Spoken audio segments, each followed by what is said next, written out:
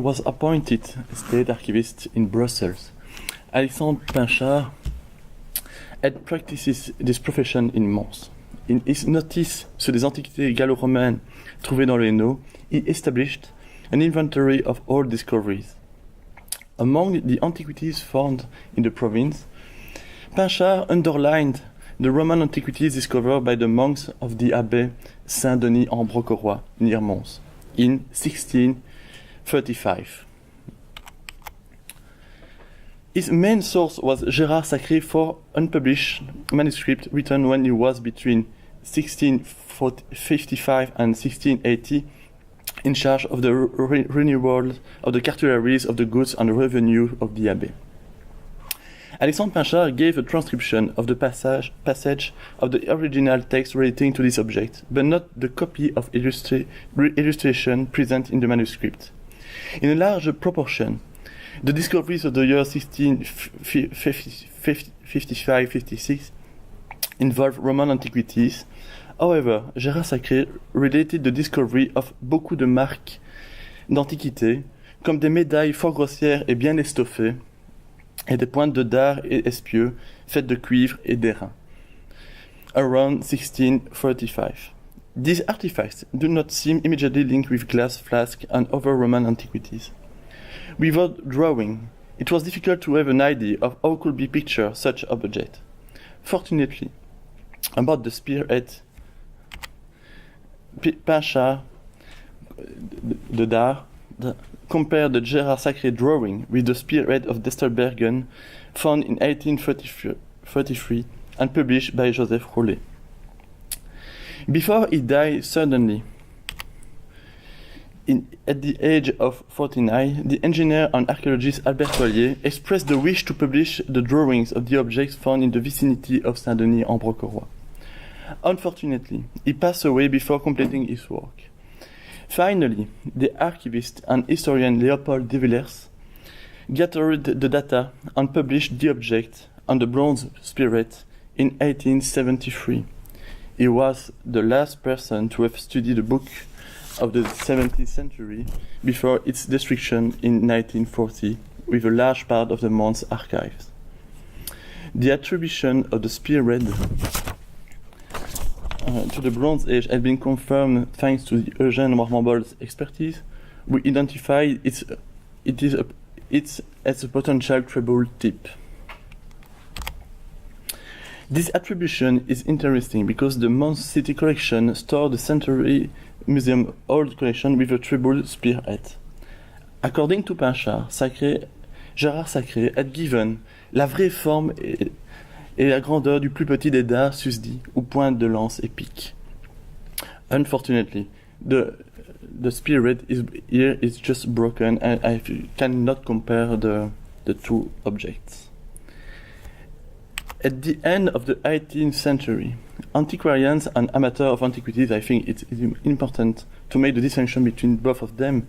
The first one, sowing seeds of scientific approaches, began to dig prehistoric monuments that could be seen in the landscape. This attraction for all monuments seems to spread in the entire Western Europe. In Belgium, the Zaventem burial mound was excavated, as well as some Bronze and Iron Age graves at Cours Saint-Étienne, in the future property of Eugène Goblet d'Avila, who had excavated the most part of the site at the end of the 19th century. With the beginning of the 19th century, compendia and topographies began to flourish and illustrated all discoveries that could be now attributed to the Bronze Age. In 1804, Martin Jean de Baast, canon of the cathedral and priors of the Church of Saint-Nicolas in Ghent, published his recueil d'antiquités romaines et gauloises. Among his precious and well-illustrated catalogue of antiquities, some artifacts could be underlined as Bronze Age remains, such as the Middle Bronze Age axe from Westminster, found around 1797. However, the Baast could not give its function, but suspected the Druids used it during the Mistletoe ceremony. Indeed, during the first decades of the 19th century, it was a commonplace to see in Bronze Age tools, when there were not Roman antiquities, objects used by Celts. When the sickle of knee, discovered by Jean-Baptiste Noël Goebel before 1847 was published, it was described as d'une haute antiquité, puisque sa fabrication remonte à un âge où les populations gauloises ne connaissaient pas encore l'art de fabriquer le fer. Ce devait être avec cet instrument que les druides coupaient le gui sacré. Il n'y a que le métal qui diffère, la faucille druidique devant être en or. Elle pouvait pourtant avoir l'apparence de l'or si le bronze était luisant ou doré, ce dont on ne peut guère s'assurer à 2000 ans d'intervalle. In 1847, when Alexandre Pinchard sent to the classe des lettres of the Académie royale de Belgique the manuscript of his notice about the antiquities found in Hainaut, Antoine Guillaume Bernard Scaise was appointed as peer reviewer. In 1844, Scaise was the first curator of the new Royal Museum of Armor of Antiquities and Ethnology. In 1848, Scaise began to publish La Belgique et les Pays-Bas avant et pendant la domination romaine, the second edition of the book of 1837. Important amendments were made in comparison of the first edition. The most evident is the upturn of the term Belgium in the main title. For the purposes of this contribution, this was the third volume that could be considered as the most important. Because it introduces, for the first time in Belgium, a classification of the archaeological artifacts by period, including the Bronze Age. However, it was not Scaise who was died, but Charles Piot, archivist in the National Archive of Belgium, who introduced the Danish three-age system in Belgium. Closest friend of Scaise, Piot had promised to him on his deathbed to finish the third tome of the trilogy.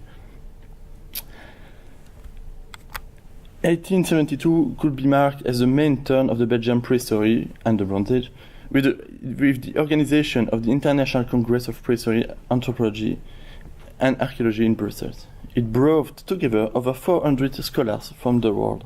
No fewer than 427 people connected to the prehistoric science represented the organizing country.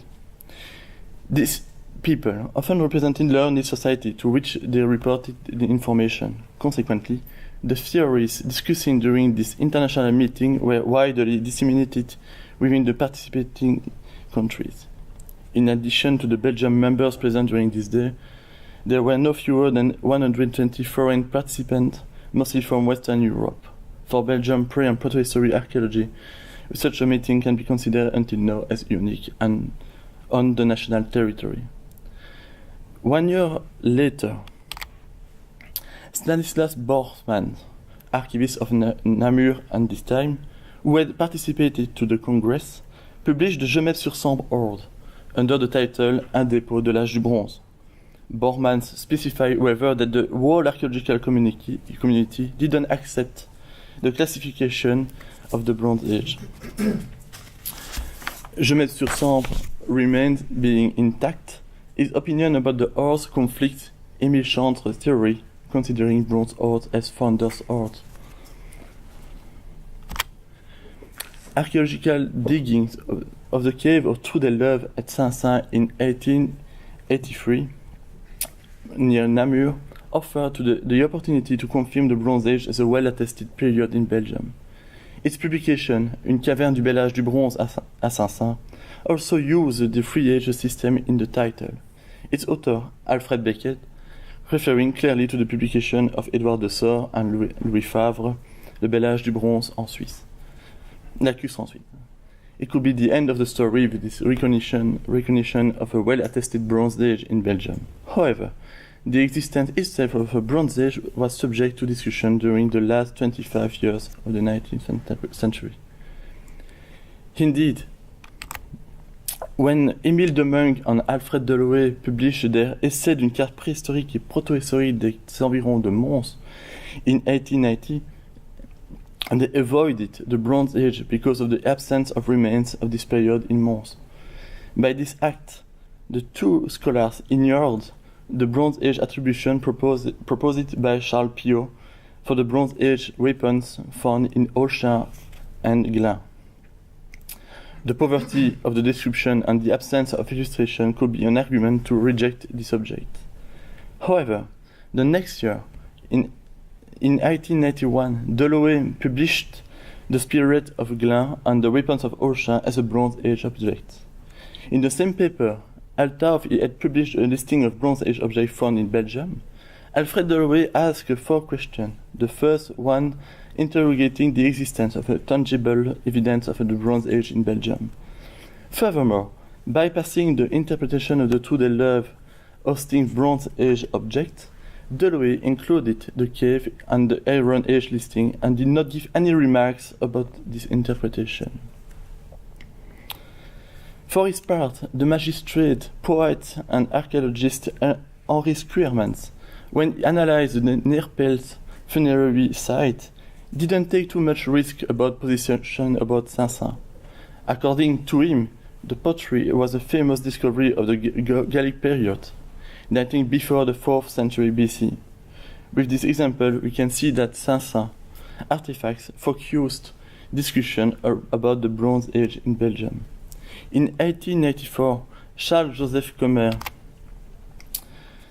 denied vigorously the existence of a Bronze Age in Belgium, and in contrast to the date proposed by Beckett, placed the most part of the discoveries coming from the cave of Saint-Saëns in the Iron Age. However, the recognition of the Bronze Age as a full-blown period in Belgium is the result of an external intervention. Louis-Laurent Gabriel de Mortillet seems to have brought this story to a close. In a posthumous paper in the Revue mensuelle de l'École d'Anthropologie de Paris, published in the volume that also contained his obituary, de Mortillet supports the existence of a Bronze Age in Belgium. Indeed, during his visit in 1891, he had the opportunity to explore main collection and to discuss with a significant number of regional prehistorians, from Mons to Liège and Namur and Brussels. I would like to conclude with the Baron Alfred Delaunay, already referred in my text, who had excluded and minimized the Bronze Age in Belgium.